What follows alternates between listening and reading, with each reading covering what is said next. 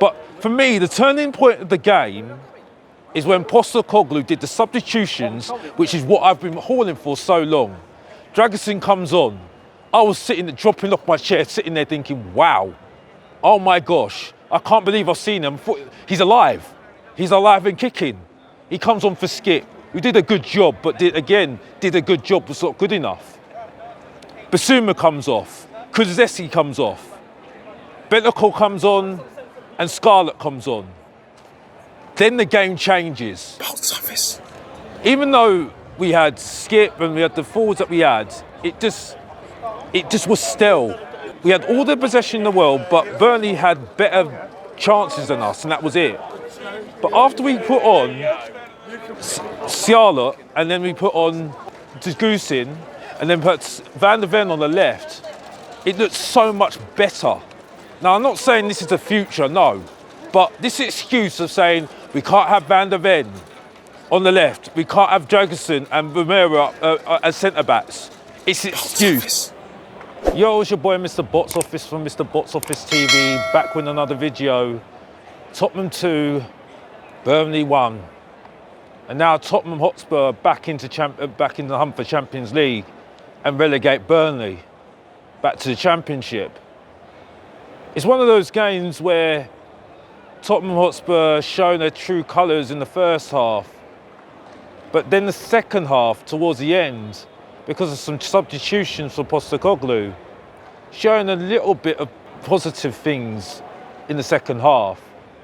So just breaking it down for everyone right now, going into the first half, Tottenham were flat-footed, had loads of possession, but unfortunately Burnley looked more threatening in the final third, which was quite interesting because we've seen this before, like we said before in other videos, I've seen it in my other videos, and that was it.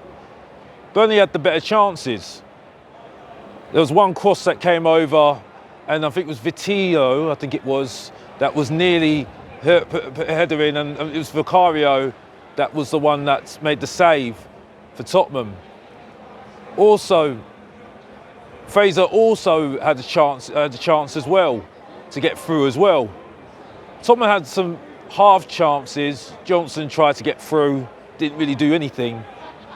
But the main breakthrough was from Burnley. Porro losing the ball in the midfield. It was brought over to Larsson, and Larsson putting in the back of the net, one-on-one with Vicario, and that was it. 1-0 Burnley. And they were saving themselves from putting themselves in the hunt to get out of the relegation zone, and that was it. But Tottenham Hotspur had their different plans. In the name of Porro.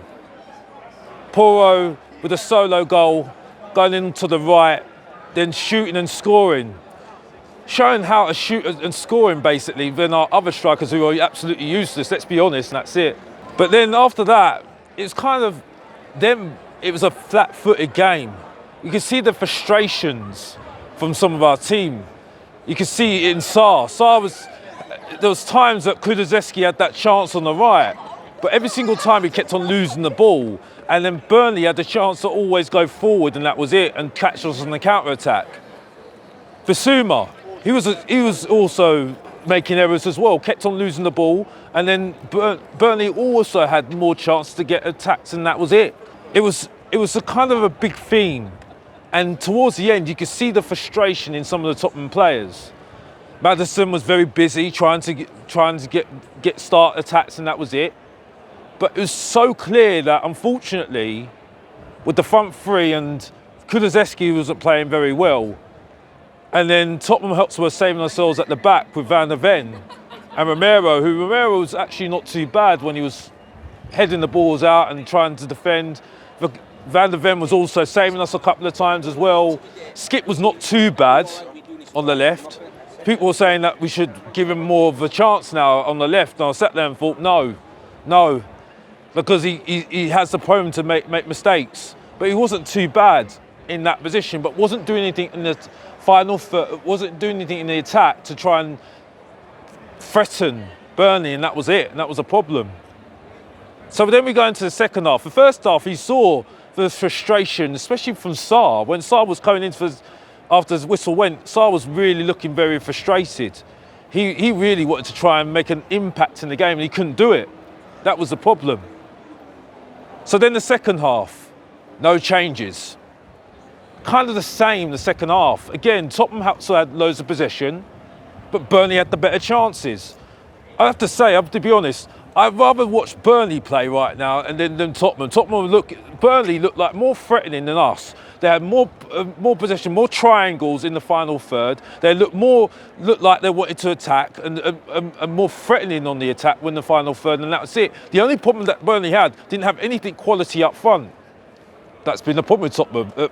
When they play teams like this, the team that has not got the quality up front, they always struggle, and that's it. That's the problem. We'll see against Man City when we have more quality in front of us, what happens, and that's it. But for me, the turning point of the game is when Postecoglou did the substitutions, which is what I've been hauling for so long. Dragusin comes on. I was dropping off my chair, sitting there thinking, wow, oh my gosh, I can't believe I've seen him. He's alive. He's alive and kicking. He comes on for Skip, who did a good job, but did a good job, was not good enough. Basuma comes off. Kulusevski comes off. Bentancur comes on, and Scarlett comes on. Then the game changes.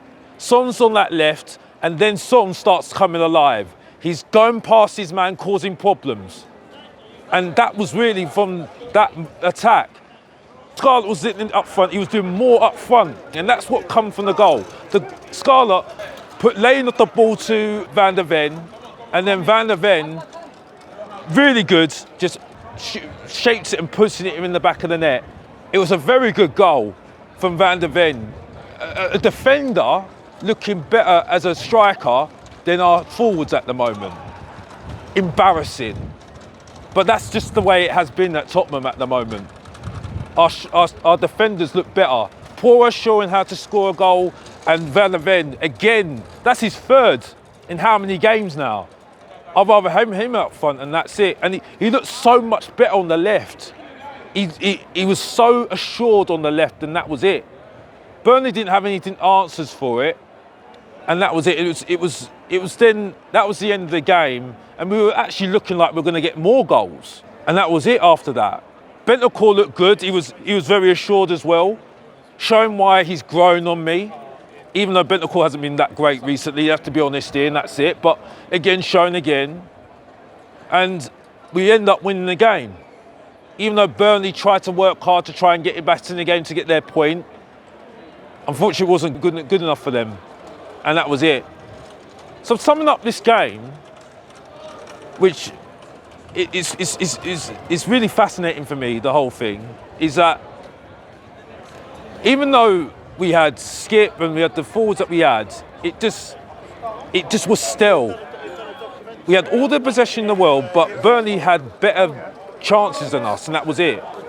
But after we put on Scarlett, and then we put on Dragusin, and then put Van der Ven on the left, it looked so much better. Now, I'm not saying this is the future, no. But this excuse of saying we can't have Van der Ven on the left, we can't have Dragusin and Romero as centre-backs, it's an excuse. Because today, it looks so much better. I'm sorry, I'd rather have that than having Emerson in defence or having Skip there. I'm sorry, Skip does a job. Sorry, jobs don't do any good for me anymore. And if we're going to have him on the back of, keeping Skip on the back of that, sorry, no, I'm not having it. I don't want him. I don't want him at our club. He's not good enough, and that's it. So, for me, it shows you when he's bold, when Postecoglou's bold and makes the right substitutions, which he has done before, you see what happens, and we look much better. Johnson was getting past his man as well. Yes, he's not the best. He's not everyone's taste. No, he's not. He's not. He's not very good, no. But we signed him, that's it. I can't say anything else, and that's it. The only player that I do not want at my club, you know who I'm talking about, the below average Shane Long, Timo Werner. Don't want him, don't need him, don't even bother with him. Sorry, I don't even need him. Sorry, because we already got enough crap in our team, and that's it. I'm sorry, I'm not having it. But today, in that second half, towards the end of the second half, because we put on Van der Ven on that left and Dragusin there, and had Scarlett, who was making a nuisance of himself, that's why we won this game today. We're back in the hunt for Champions League, even though I don't care about it. We're not good enough for Champions League, I don't care about it. And we move on to Man City. And we'll see what we do against quality opposition. And we know where that's going, don't we? And that's it. So this is a short, sharp review from Mr. Box Office, the main event. Give my 2 takes on this game today. And we move on to see what happens next. And we know where that story goes every single time when we play quality, and that's it. Like, subscribe and comment. And as always, if you didn't know, get to know, support your boy, Mr. Box Office, subscribe and like, and come on you Spurs. And I'm out.